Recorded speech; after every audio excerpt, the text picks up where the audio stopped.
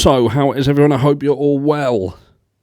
Let's get straight into the meat and potatoes. We'll make this a short one, because I know you've got stuff to do.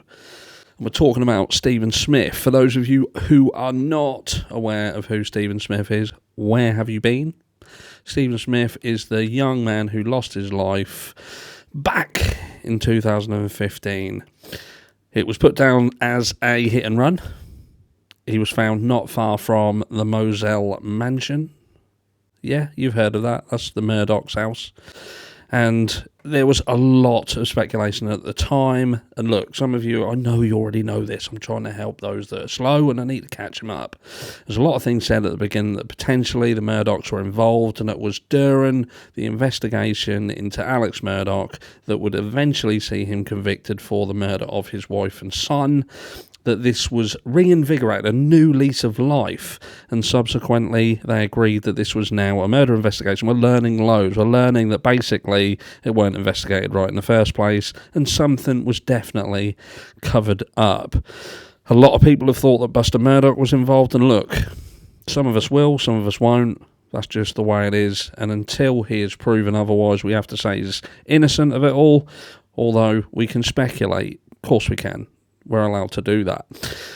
But look, there has now been an exhumation done.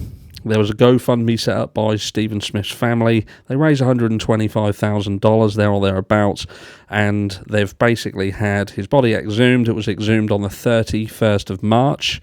In the morning, it was done secretly. It was done as a huge operation. It cost around $100,000 just for it to be done, to be, you know, the exhumation itself to be done, to be transported in that secret, to be hidden, for the autopsy to be done, and then returned by 3 p.m. the same day. Now, it has been said that the autopsy that was done so well that it was as if Stephen Smith had just lost his life the day before.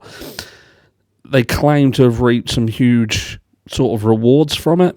I know that that's a strange way to put it, but look, they could have not found anything. There's been several years, obviously, between when this happened and now, but they seem to have got what they wanted. Everyone around it, the family, legal representation, are all happy that this has done what it needed to do. Now, it would appear that the SLED, who done the original investigation, they will be given the results of this autopsy within the next few days, but they are going to keep the results from the public because they feel that if they divulge the information that the autopsy brought up, it could potentially harm the investigation. I find that very interesting because it's obvious that they have found something that potentially points that this was indeed foul play, and it wasn't. And don't get me wrong, a hit and run is still foul play, but I think, I personally think that this is not a hit and run, is it?